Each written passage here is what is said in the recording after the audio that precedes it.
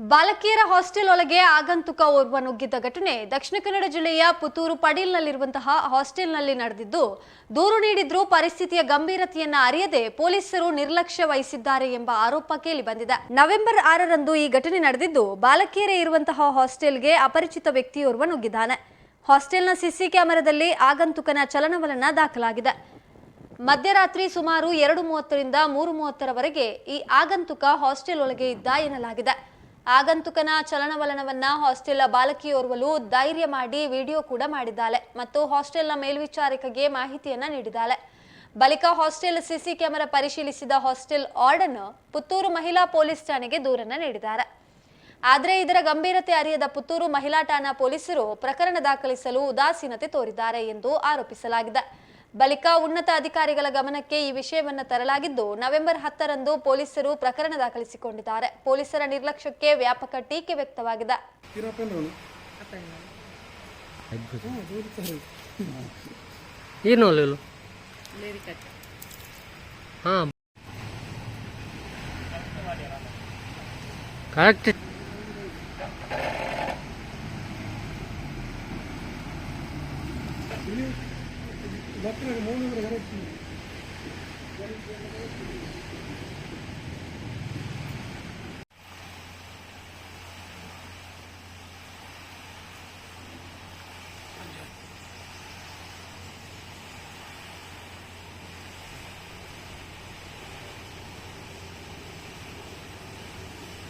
ಮಕ್ಕಳು ಈಗ ವಾಪಸ್ ಹಾಗೆ ಹೋಗ್ತಾನೆ ಎಳಿತಾನ ಗೊತ್ತಾಗ್ತಾ ಇಲ್ಲ.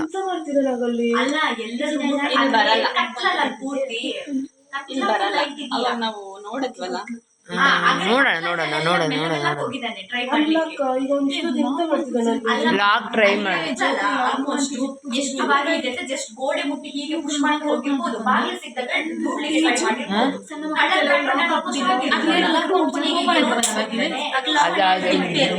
ಅದು ಇಲ್ಲ ಅವರದು ಬಾಗಲ್ ಎಂತ ಗೊತ್ತುಂಟ, ಒಂದ್ಸಲ ಜೋರಾಗಿ ಹಾಕಿದ್ರೆ ಬೆಳಗ್ಗೆ ಎಳಿಲಿಕ್ಕಾಗಲ್ಲ.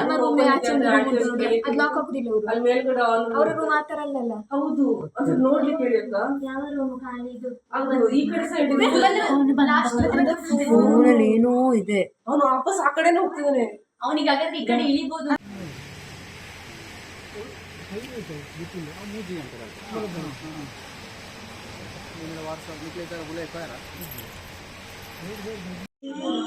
ಅಸ್ಸಾಂ ಹುಡುಗ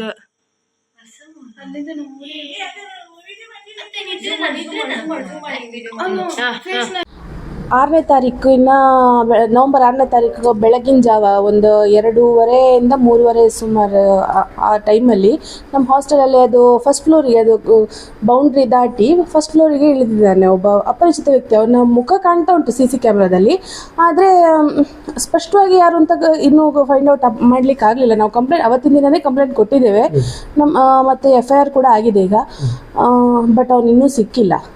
ಅದು ಯಾರು ಅಂತ ನಾವು ತನಿಖೆ ನಡೀತಾ ಇದೆ, ವಿಚಾರಣೆ ನಡೀತಾ ಇದೆ. ಹುಡುಗಿರೆಲ್ಲ ಮಲಗಿದ್ದ ಟೈಮಲ್ಲಿ 2:30ಗೆ ವಾಶ್ರೂಮಲ್ಲಿ ಒಂದು ಹುಡುಗಿ ವಾಶ್ರೂಮಿಗೆ ಎದ್ದಾಗ ಅವನು ಇಲ್ಲಿ ಓಡಾಡ್ತಿರೋದನ್ನು ಗಮನಿಸಿ ಅದನ್ನು ಎಲ್ರಿಗೂ ಅಡುಗೆಯವರು ರಾತ್ರಿ ಇದ್ದಿದ್ದ ಸಿಬ್ಬಂದಿಗಳ ಗಮನಕ್ಕೆ ತಂದಿದ್ದಾರೆ. ಎಲ್ಲರೂ ಎದ್ದು ಅವನನ್ನು ಹುಡುಕಿ ನೋಡೋಷ್ಟೊತ್ತಿಗೆ ಅವನು ಪರಾರಿಯಾಗಿದ್ದಾನೆ. ಬಂದ ದಾರಿಯಲ್ಲೇ ವಾಪಸ್ ಪರಾರಿಯಾಗಿದ್ದಾನೆ. ಇಲ್ಲ, ಕಳ್ಳತನ ಅಥವಾ ಯಾವುದೇ ಘಟನೆಗಳು ನಡೆದಿಲ್ಲ. ಅವ್ನು ಸುಮ್ಮನೆ CC ಕ್ಯಾಮ್ರಾ ನೋಡುವಾಗ ಅವನು ಒಳಗೆ ಬಂದು ಅಷ್ಟು ವರಾಂಡ ಪೋರ್ಟಿಕೋ ಎಲ್ಲ ಕಡೆ ಸುತ್ತಾಡಿ ಹಾಗೆ ವಾಪಸ್ ಹೋಗಿದ್ದಾನೆ. ಇಂಥ ಘಟನೆ ಹಿಂದೆ ಇಲ್ಲ, ಹಿಂದೆ ಇಂಥದ್ದು ಇತ್ತೀಚಿನ ಕೆಲವು ವರ್ಷಗಳಲ್ಲಿ ಯಾವತ್ತೂ ಆಗಿಲ್ಲ. ಮೊದಲು ಒಮ್ಮೆ ಅಂದರೆ ಒಂದು ಹುಡುಗಿಯನ್ನ ಇದು ಮಾಡೋದಕ್ಕೆ ಅಂತ ಒಬ್ಬ ಹುಡುಗ ಬಂದಿದ್ದ ಅಂತ ಅದು ಆವಾಗಲೂ ಕೇಸ್ ಆಗಿತ್ತು. ಅದು ಕೇಸ್ ಫೈನಲ್ ಆಗಿದೆ. ಆದರೆ ಅದರ ನಂತರ ಯಾವುದೇ ಘಟನೆಗಳು ಇಲ್ಲಿವರೆಗೂ ಆಗಿರಲಿಲ್ಲ.